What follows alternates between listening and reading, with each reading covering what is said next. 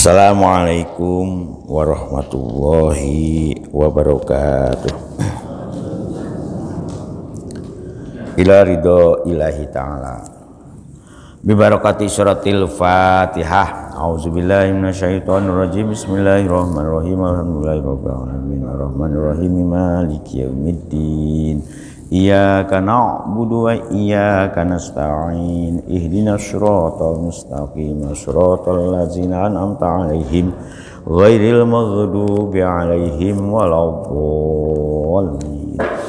Bismillah, alhamdulillah, la haula wala quwata illa billah. Asyhadu alla ilaha illallah wahdahu la syarikalah wa asyhadu anna sayyidana Muhammadan abduhu wa rasuluhu la nabiyya ba'dah.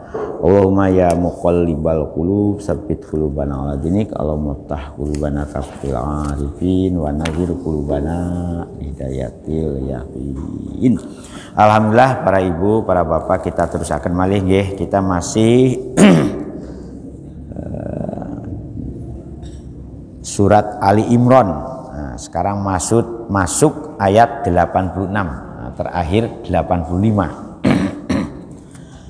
Tidak, surat Ali Imran ayat 85 ini menegaskan ya, kita harus yakin betul bahwa agama Islam ini adalah agama yang dipilih oleh Gusti Allah sebagai agama terakhir untuk umat manusia di dunia. Tetapi ada catatan, yang ingin selamat di akhirat. Sehingga kalau tidak memilih agama Islam nggak apa-apa, tetapi harapan selamat di akhiratnya kecil, bahkan ada harap tidak mungkin. Nanti di ayat 91-nya itu sudah menjamin tidak mungkin. Makanya bersyukurlah panjenengan semua sudah diberi anugerah purun meyakini kebenaran agama Islam. Ayat kemarin kan, wa may yabtaghi ghairal islami dinan falay yuqbala, itu garis bawah itu, falay yuqbala minhu wa huwa fil akhirati minal khasirin. Apapun yang dipraktekan, diamalkan, sekalipun kebaikannya numpuk, tetapi tidak Islam, ditolak. Jadi Islam itu syarat syarat sahnya dalam ngamal menurut tuntunan Gusti Allah. Begitu juga seterusnya ini. Auzubillahi minasyaitonirrajim. Kaifa yahdillahu qauman kafaru ba'da imanihim wa syahidu annar rasula haqqun. Kaifa hale kados pundi, bagaimana ya, kaifa itu artinya bagaimana, hale kados pundi, tetapi di sini artinya la. Jadi kaifa itu maksud artinya itu la, tidak, ora. La yahdillahu qaumang kafaru. Jadi artinya itu tidak akan memberi hidayah, la yahdi. Jadi kaifa bimakna la.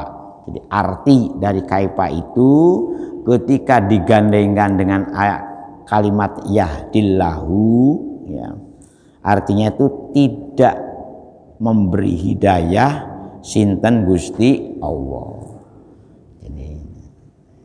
Kalau arti umumnya kaifa itu bagaimana, hale kados nopo Gusti Allah ajenge maringi hidayah kepada siapa? Kauman ing suatu kaum yang bagaimana? Kafaru kang podo kafir sapa si kaum ba'da imanihim sause si kaum niku podo iman.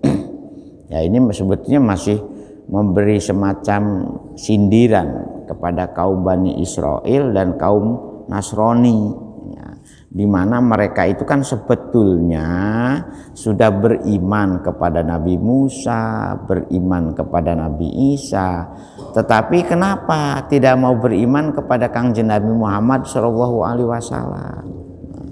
Kalau mereka ini dalam kondisi seperti itu, maka Gusti Allah ora bakal maringi pituduh, ora bakal maringi hidayah. Artinya tidak akan menggerakkan hatinya itu. Jadi di sini hidayah dalam arti menggerakkan hati seseorang untuk mau beriman kepada Rasulullah, mau beriman kepada Allah Subhanahu wa taala. Wasyahidu, padahal mereka itu menyaksikan, wasyahadatihim, himnya kepada ya ladina kafaru, padahal mereka itu yang mereka kafir kembali, malah itu mereka pernah menyaksikan, pernah meyakini, pernah membenarkan anna rasula ing aswatuhune utawi rasul, nah utusan Gusti Allah, nah iku hakun. Nah ini ada juga yang mengartikan rasulnya ini yaitu kembali kepada Nabi Isa dan Nabi Musa. Ada juga yang mengartikan rasulnya ini kepada Kanjeng Nabi Muhammad Shallallahu Alaihi Wasallam, karena pada hakikatnya mereka orang-orang Yahudi dan Nasrani atau orang yang pernah beragama itu tahu kalau kerasulan Nabi Muhammad Shallallahu Alaihi Wasallam benar, karena merupakan rasul yang terakhir, ya. Dan itu juga sudah informasinya itu sudah disampaikan di dalam Taurat maupun Injil, bahwa nanti akan ada, makanya dalam surat Muhammad nanti dijelaskan itu, kita akan nemui surat Muhammad nanti, surat yang khusus seolah-olah menjelaskan bagaimana kerasulan Kanjeng Nabi Muhammad Shallallahu Alaihi Wasallam. Kepada mereka qad ja'ahumul bayyinat. Nah, kepada mereka, kepada orang-orang kafir, yaitu yang setelah ngerti adanya penjelasan dari Gusti Allah, nah, mereka tuh sadar, tahu, karena kepada mereka pernah disampaikan, pernah datang kepada mereka al-bayyinatu, penjelasan, al hujjajud dhahiratu, tegese hujjah, argumen, bahasa Maduranya itu hujjah, itu bahasa Arab, argumen yang benar-benar nyoto, pertelo, jelas, ala sidkin nabiyyi ing atase, yaitu benere Kangjeng Nabi Muhammad Shallallahu Alaihi Wasallam. Jadi anna rasula itu kenapa ada yang menafsiri ini kepada Kangjeng Nabi, karena ada ininya apa namanya qad ja'ahumul bayyinat, ada penjelasan ayat kalimat setelahnya, setelah anna rasula itu qad ja'ahumul bayyinat, mereka orang-orang Yahudi dan Nasrani pernah tahu,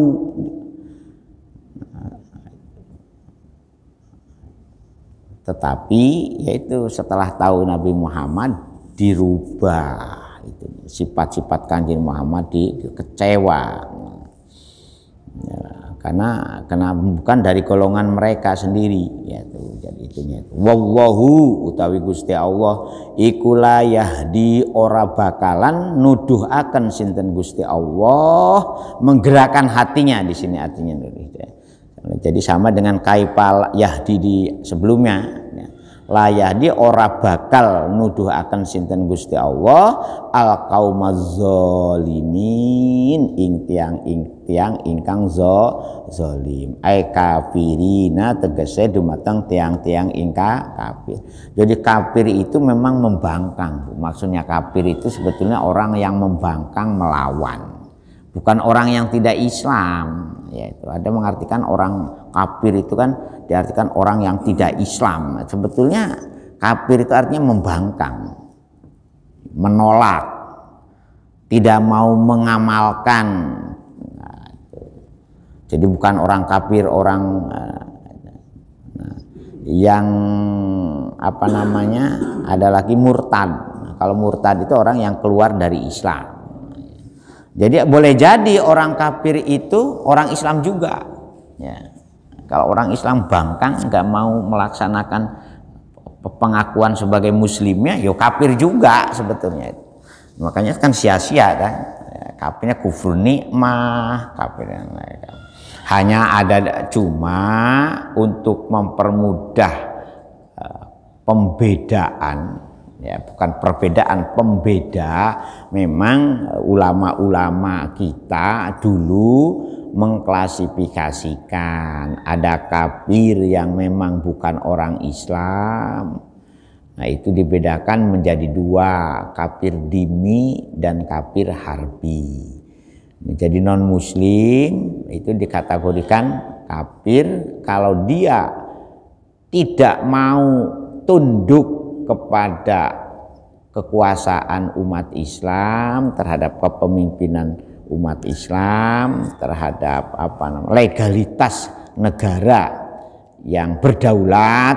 Nah, itu disebut dengan kafir harbi, gitu, perangi. Apalagi kalau mereka memang benar-benar memerangi, menyerang. Ini untuk mempermudah pembeda antara orang kafir yang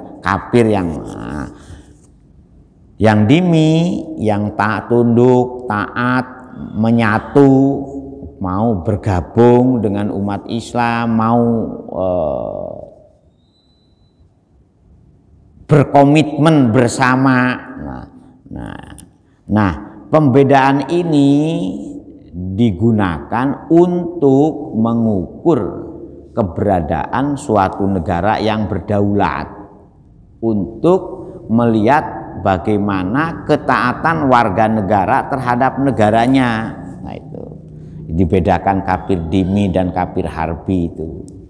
Jadi bukan karena untuk diperangi kita sebagai orang Islam, orang kafir, enggak. Jadi untuk mengatur ketika mereka berada dalam satu komunitas berdaulat dalam membangun sistem kekuasaan negara. Makanya istilah kafir dhimmi, kafir harbi itu adanya itu di fikih siasah sebetulnya. Nah, kalau mereka itu sama-sama sepakat bareng-bareng membuat pernyataan untuk hidup bersama seperti yang dicontohkan pada zaman Nabi dalam Mitsaqul Madinah, maka tetap dilindungi, ya. Orang kafir itu wajib dilindungi sama, ya, seperti orang Islam, status kewarganegaraannya itu. Makanya kalau tempo hari Munas NU di Tasikmalaya, ya, jangan mengatakan kafir kepada sesama warga negara, itu ya gak salah, karena memang itunya itu di situ, konotasinya itu. Nah, kemudian kalau sudah memisahkan diri, kemudian tidak mau bergabung bersama dengan umat Islam, bahkan mereka melakukan pemberontakan, nah wajib diperangi, ya. Maka muncullah kan perang-perang Khandaq, itu kan perang Tabuk, itu kan dalam memerangi mereka-mereka orang-orang kafir. Kemudian perang Mu'tah. Karena kemudian kalau di dalam negara dia mengadakan ulah, mengadakan semacam mengganggu stabilitas, bahasa zaman Pak Harto itu kan ada istilah stabilitas, ada pertumbuhan ekonomi, ada pemerataan pembangunan, mengganggu ketertiban, ketenangan berbangsa dan bernegara, maka ada istilah bughot dan makar. Nah, bughot dan makar itu bisa dilakukan oleh orang kafir, dalam arti kafir yang memang dia bukan Islam, bisa juga dilakukan oleh orang Islam yang tidak setuju, nah, dengan keberadaan negara yang berdaulat. Jadi pemaknaan kafir itu jangan dikebiar uyah. Nah, jadi ada itunya, ada ada alakohnya ketika istilah itu digunakan dalam kondisi apa. Nah, ya, kalau mereka setelah Islam kemudian membangkang, kemudian bahkan melawan, ya disinilah Gusti Allah tidak akan menggerakkan hatinya untuk melakukan kebaikan tuh angel.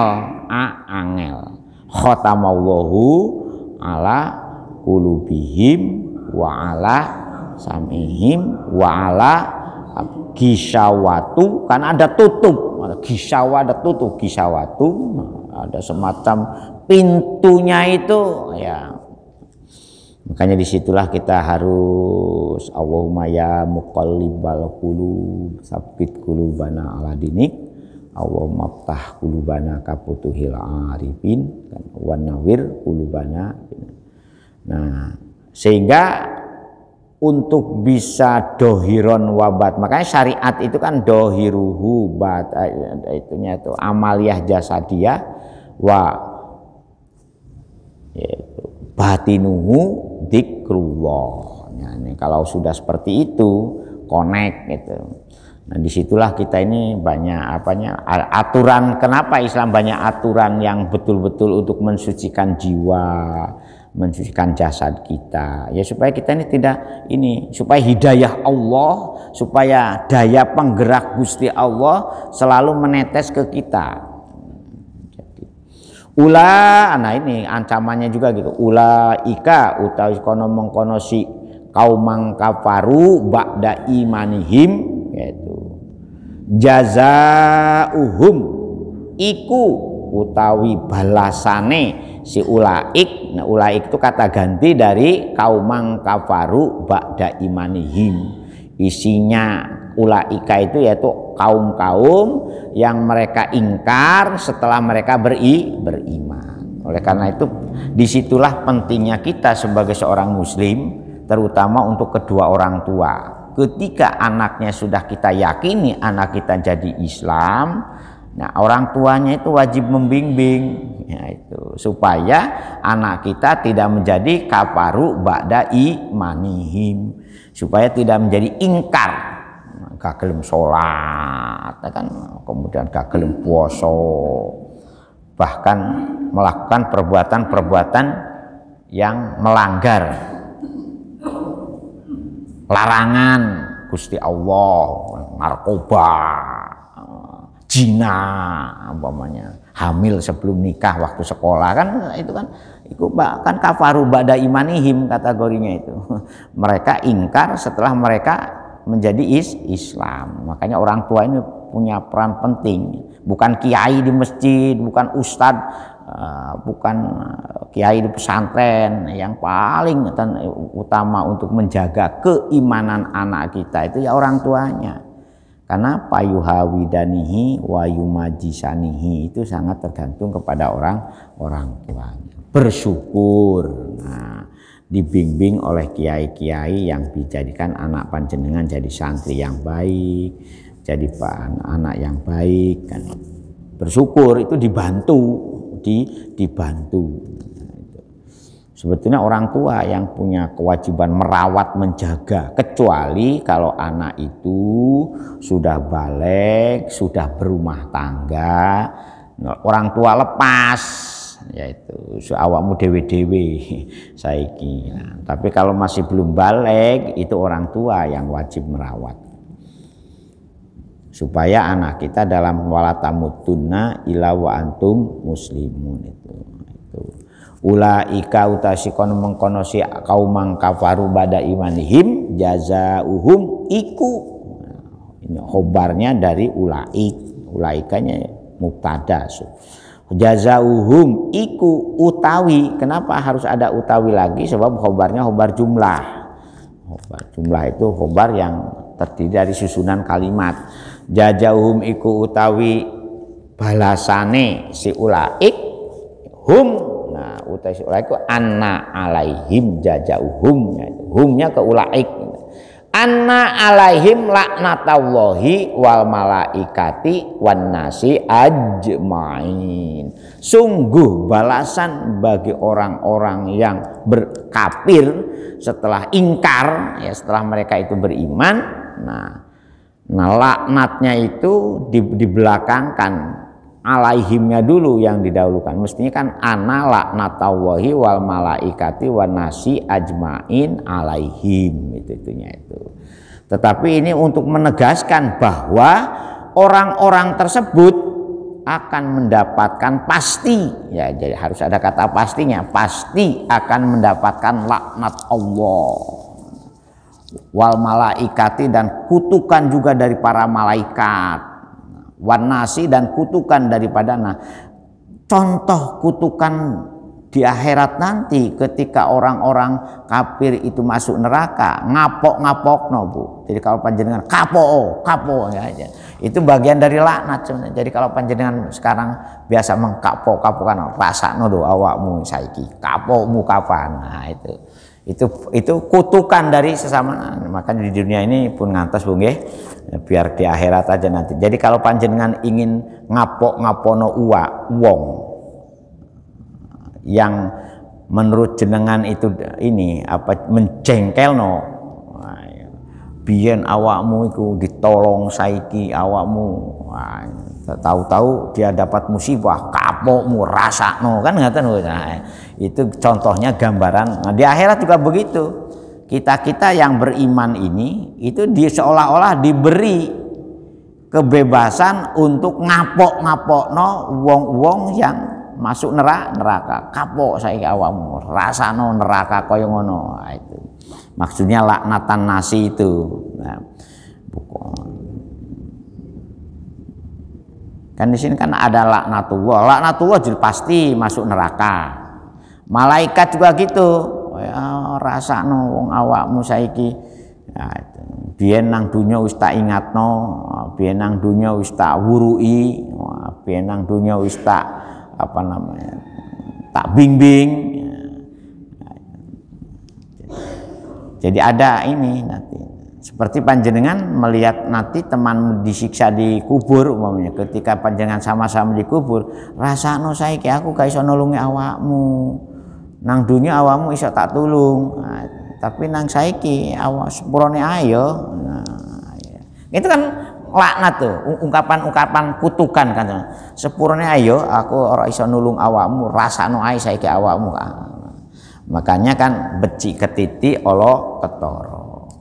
In syaron fasarun, in khairon fa khairun, itu. Makanya kelakon mangki, Bu, panjenengan, maka saiki aja ngapok-ngapokno bolone nang dunya iki, biar nang akhirat ae. Biyen selalu ngerusuhi masjid, saiki mati kapok, nah gak boleh. Nah, ngapok-ngapokno. Jar kemawon pun Gusti Allah yang akan Maha Adil. Tetapi nanti panjenengan di akhirat punya kesempatan, kalau kepingin punya kesempatan untuk ngelok-ngelokno bolone sing biyen ngelarane nang dunya, kapok biyen awak nang dunya selaku lalu. Jadi itu maksudnya ana laknatallahi wal malaikati wan nasi ajmain itu. Khalidina fiha, khalidina hale selawase, fiha ing dalam laknat, ing dalam siksa.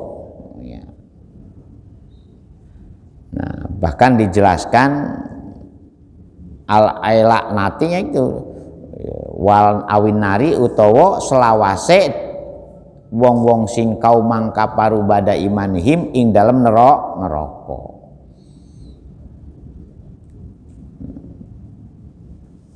La yukhaffafu anhumul azabu, sedikit pun ora bakal ono keringanan. Nah, itu dari siksa yang ditimpakan, bukan yang menimpa, yang ditimpakan kepada kaumang kafaru ba'da imanihim.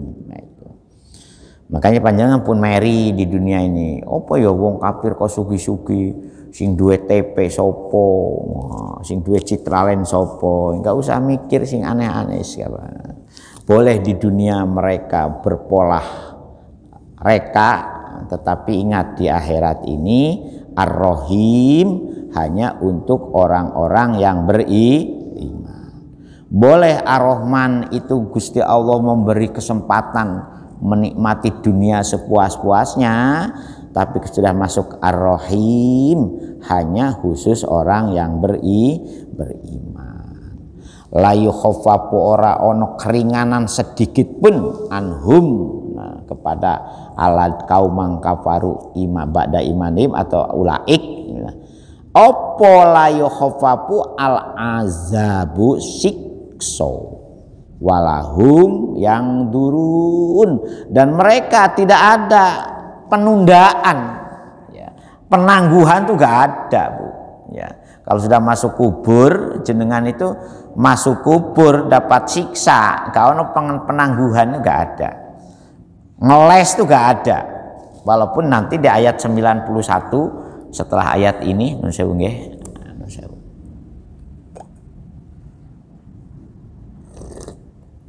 Alhamdulillahirabbil alamin. Jadi ayat 91 surat Ali Imran nanti ngeles. Ada orang ngeles. Makin nanti kita ketemu. Kan ini sudah tinggal berapa ayat ini? Sudah 87, 88. Jadi di ayat 91 itu orang-orang mati dalam kondisi kafir seperti digambarkan dalam ayat ini dalam rangka membuktikan walahum ya yung dorunnya itu ayuh maluna, bimana tidak bisa mereka itu ditunda itu gak apa. Ya, nah, kalau kita melihat orang-orang ngapunten nggih, orang-orang yang sungguh imannya sudah meresap, kalau baca ayat-ayat ini tuh mesti nangis, Bu. Gak sekedar baca lalaran kados ngeten niki, mesti nangis. Jadi terbayang betapa sakitnya siksa neraka, betapa sakitnya siksa kubur itu sampai nangis.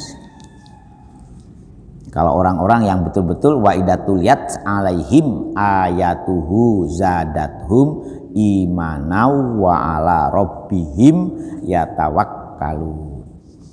Makanya kalau saged jenengan maos Quran itu bisa menghayati sampai bagaimana ayat-ayat Rahman, bagaimana ayat kasih sayang, bagaimana ayat azab. Itu ada ekspresi gitu. Ada ekspresinya. Kalau betul-betul maos Qur'annya dihayati. Bayangkan ulaika jazauhum ana alaihim laknat. Kadang kita ini dilokno menuso nang dunya mawon sakite kados napa nggih. Hati-hati lho awakmu itu nusuk perasaanku.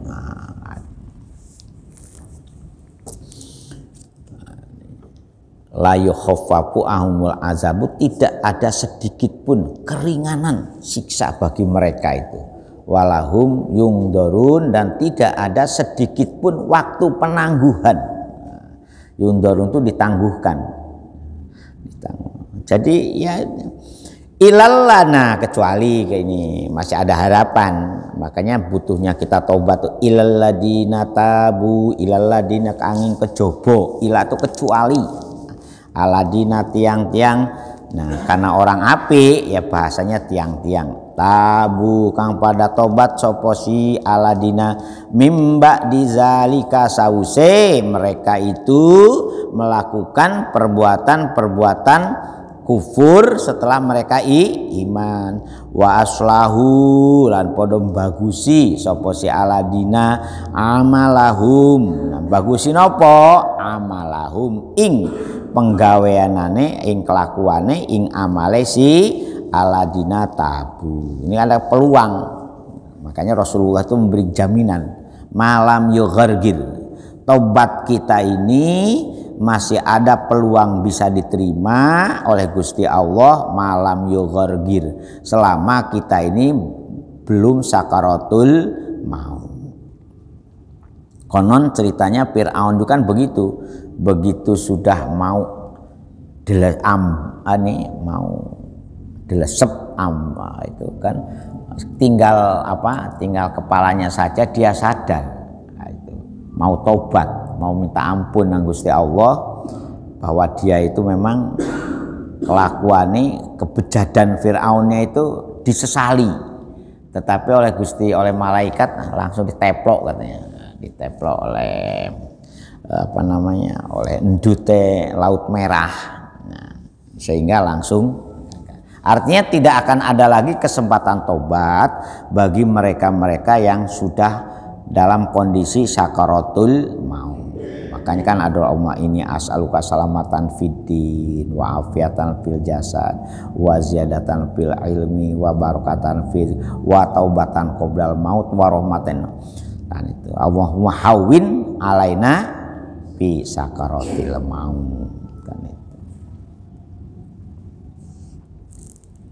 malam yughargir ya, itu mudah-mudahan makanya kesempatan. Nah, makanya dalam ilmu tasawuf dasar tobat itu menjadi leme, menjadi pondasi amaliyah kebaikan. Jadi orang kalau ingin selalu didorong, didudut oleh fadl dan rahmat Allah kan, maka dasar taubat itu harus menjadi pijakan kita. Astaghfirullahaladzim, itu kan indikator kalau kita itu mau bertobat ya. Mengucapkan istighfar itu mudah, gampang, lanyah lah bahasa itunya ya. Dengan istighfar itu lanyah, akrab gitu dengan astagfirullahaladzim, alhamdulillah itu akrab. Dua kalimat itu kalau kita ini dasar tobatnya jalan, akrab. Jadi astagfirullahaladzim, oh ya aku keliru, astagfirullahaladzim Gusti pangapuntenku, alhamdulillah, itu akrab. Jadi ini kalau memang ditolong oleh Gusti Allah untuk menjadi orang-orang baik kembali. Makanya orang itu gak iso ngarani. Mungkin sekarang tuh bejat-jajat, tetapi detik-detik menjelang akhir hayatnya boleh jadi iso ditolong ya. Ya seperti digambarkan oleh Gusti Rasulullah kita menggambarkan ada dua oknum pengikut Rasul ya. Yang satu amaliyahnya luar biasa hebat, sholat malam, hafal Quran, macamnya. Gara-gara nyiksa seekor kucing, akhirnya dia masuk neraka. Udibatu mra'atun fi hiratin kan hadisnya. Tetapi ada orang yang ugal-ugalan, hidupnya ugal-ugalan, kemudian orang pernah melakukan belas-belas. Suatu ketika dia memberi minum anjing yang sedang kehausan. Oh, dijamin masuk surga. Nah, disitulah peliknya ikhlas, peliknya tobat. Jadi, iya gak sholat orang sing jenenge sing musafir. Ya makanya jadi makanya akhirnya kita ini yang menjadi harapan kita itu adalah rahmat dan kasih sayang Allah Subhanahu wa ta'ala. Nah, kalau targetnya rahmat dan kasih sayang, mesti dasar pertamanya nurut. Nah, itu gak mungkin panjenengan itu kasih sayang kepada istrinya 1000% kalau istrinya sedikit-sedikit cerewet, jengkel. Bapak-bapak juga begitu, gak mungkin istrinya melayani sepenuh hati atau belanja kurang ya. Nah, itu. Jadi itu aja, jadi memang logis gitu. Nah, dan agama kita ini ngajarkan kelogisan dalam beramal itu ya. Jadi kelogisannya, nggak ada yang nggak logis. Makanya akan ada hadis ad-dinu wal aqlu la dina liman la aqlalah. Agama Islam itu logis. Karena apa? Karena nata kebiasaan yang sebetulnya kebiasaan itu sudah biasa kita lakukan, tetapi mana yang kira-kira benar menurut Gusti Allah dan mana yang dianggap tidak benar kan itu. Mimba dzalika sawuse mengkono-mengkono melakukan kauman kafaru bada imanihim wa aslahu nuli sing aladina tabu ini nuli nindakake perbuatan-perbuatan ingkang sae memperbaiki aslahu memperbaiki merevisi kekeliruan itu. Makanya taubat itu rukunnya ada berapa, Bu? Rukun taubat siapa yang masih ingat? 3. 1 tidak mengulangi. Tiga. Yang ketiga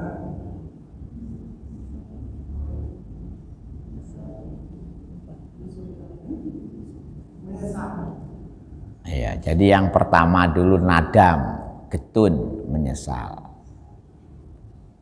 Jadi, nah makanya untuk mengukur kita ini punya iman atau masih ada tarikan hidayah. Kalau panjenengan berbuat salah, getun apa boten? Kalau berbuat salah getun berarti iman panjenengan tasih wonten. Nah, getunnya juga ditakar. Besar kecilnya getun kados nopo. Dosa besar tambah walah wong-wong liya ae iso nglakoni, aku ya gak melo-melo dikit ora apa-apa ya kabeh. Ya gak bisa begitu. Nyicip-nyicip sedikit kan gak apa-apa. Itu gak boleh. Jadi aduh getun, menyesal. Yang kedua ikhlas, berjanji tidak akan mengulangi lagi. Kemudian yang ketiga baru perbaiki dengan innal hasanat yudhibnas sayyi'at. Ikuti perbuatan-perbuatan yang jelek itu setelah kita hapus dengan perbuatan yang baik. Kalau kayak saya 2 minggu yang lalu, ojo sampai kita yang sudah rajin jamaah dirusak oleh kita sendiri. Nah, kalau itu semua dilakukan dengan baik, insya Allah taubat kita diterima. Itu hubungannya dengan dosa yang langsung dengan Gusti Allah. Tetapi kalau ada hubungannya dengan sesama manusia, Pak, ada 4 rukunnya itu. Mendapatkan pemaafan dari orang yang kita zolimi.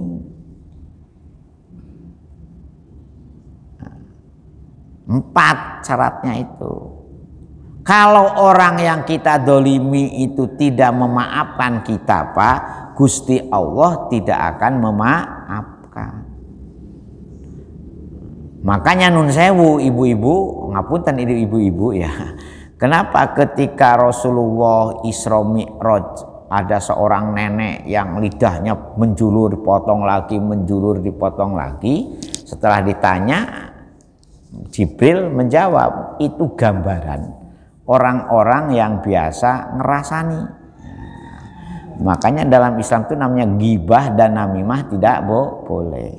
Karena ada orang yang dirasani itu belum tentu memaafkan yang makanya kan dowo ceritanya. Makanya ghibah namimah itu dalam Islam termasuk dosa besar juga. Zina cilumayan bisa diampuni asalkan mau tobat dan mau dirajam. Mencuri mau bisa tapi kalau sudah dosa yang berhubungan dengan penzoliman kepada orang, makanya doa yang madlum itu mustajabah. Hati-hati loh kan itu. Orang yang teraniaya itu doanya mustajabah. Dan di akhirat boleh jadi ada istilah muflis katanya Rasulullah itu. Muflis akhirat.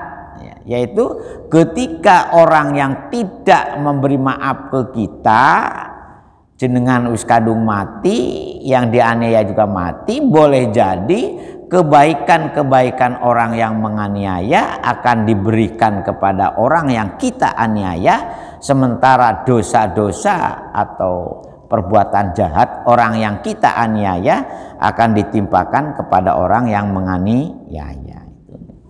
Nah itu dibahas di dalam Riyadhus Sholihin ya, di dalam ada kitab-kitab hadis, koleksi kitab-kitab hadis yang menata kita supaya jadi orang soleh, sampai contoh-contoh amalia orang sing kados ngoten niku dijelaskan karena ada hadisnya. Apamu bener enggak cerita yang disampaikan oleh Rasulullah kados ngoten niku? Ya monggo panjenengan pecah rumiyin. ngadakan semacam survei siksa kubur. Nanti ayat 91 itu kan di situ. Untuk bagaimana orang masuk alam kubur, kemudian dia ingin kembali lagi untuk memperbaiki amaliyah di dunianya. Fa inna wa maka sunah Gusti Allah iku ghafurun dat kang moho nyepuro, rahimun tur dat kang moho welas asi. Nah, rahim ini khusus untuk orang yang mau bertobat, khusus untuk orang yang beriman, kaplingannya di akhirat. Nah, kalau Rahman itu kaplingannya di dunia. Makanya orang yang mukmin ini insya Allah di dunianya juga mendapat kaplingan rahmatnya Gusti Allah, di akhiratnya juga mendapat kaplingan rohimnya Gusti Allah. Mudah-mudahan. Ini kan ayat selanjutnya insya Allah kita minggu depan saja. Innalladzina kafaru ba'da imananihim sumajdadu kufra lantuk bala taubatuhum, dan seterusnya, wa ulai kaumud dhalun. Ada yang mau komentar? Monggo Pak, Bu, monggo Bu. Ini penting ini ngopen. Dalam?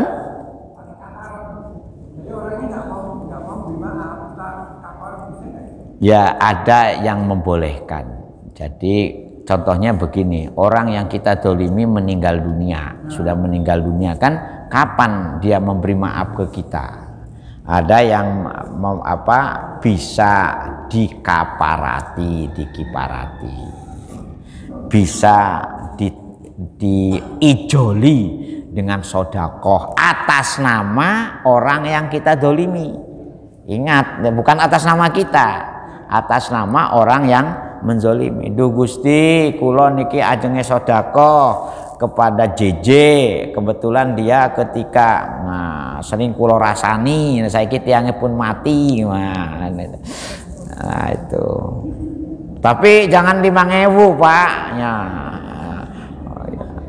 Ada yang mengatakan dihitung berdasarkan ijole kisos. Kalau ingin. Kalau ini ya semampunya. Jadi memang ada bahasa kifarat itu ada, dan di dalam tasawuf diajarkan itu konversi, itu namanya konversi. Ya. Kifarat ada. Ya. Nah makanya jenengan ya cok gampang-gampang nuduh tiang, cok gampang-gampang suudon dengan tiang, kangelan jaluk sepurone kan, nggih. Wonten Bu? Monggo Bu. Nggih.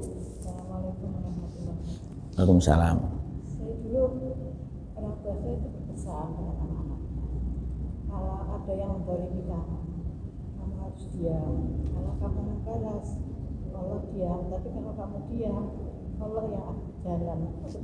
Betul, leres Bu. Jadi sing waras ngalah. Bahasa kerennya itu nggih. Nah, sing waras ngalah. Kalau panjenengan lawan ya podo gak patek warase kan ngoten itu nggih, ya enak jadi. Makanya dan insya Allah orang itu kalau pemaaf, penerima itu kan amal orang itu dihitung berdasarkan wala taziru waziratun wizra ukhra wa ahsa kula syai'in adada. Itu sendiri-sendiri Bu. Nah itu. Nah beragama itu untuk mendidik kita menjadi orang-orang yang unggul, orang-orang yang istimewa di dalam bersikap, bertindak, berperilaku. Mestinya kan seperti itu. Nah, coro kepribadian orang beragama itu menjadi indikator kalau orang itu orang-orang yang unggul gitu. Ya alhamdulillah panjenengan. Jadi kalau menurut Imam Ghazali, Bu, tambah diksodakoi kalau panjenengan ya ketemu dengan orang yang beraniaya kepada jenengan, jenengan parani, jenengan sukani makanan, sukani duit, sukani pakaian baru. Nah, itu menurut Imam Ghazali katanya. Karena orang itu adalah orang yang membantu menyelamatkan kita, membantu mengurangi dosa kita. Nah, bukan tambah dilawan dengan panas hati lo yo. Itu akhirnya sing waras ngalah. Al-Fatihah. Auzubillahi A'udzubillahi hamdan na'imin hamdan syakirin hamdan yu'afini amah wa yukafi mazida ya rabbana lakal hamd kama yanbaghi li jalali wajhika wa wajhika salatan tunjina min al-hawli wal afat wa taqbil bi'ajamil hajat wa tutahhiruna biha min jami'is sayyi'at wa taqassawfa min jami'il khairat Allahumma ya muqallibal qulub tsabbit qulubana ala dinik Allahumma iftah qulubana ka futuhar wa ahlana wa auladana wa talamidana min ahlil ilmi wa ahlil khair wa la taj'alna wa iyyahum rabbana hab lana min azwajina wa dzurriyyatina qurrata a'yun waj'alna lil muttaqina rabbana atina fid dunya hasanah wa fil akhirati hasanah wa qina adzabannar subhana rabbika rabbil izzati amma yasifun wa salamun alal mursalin walhamdulillahi rabb. Sekurang dan dan ihdinas siratal mustaqim. Assalamualaikum warahmatullahi wabarakatuh. Astaghfirullah rabbal baraya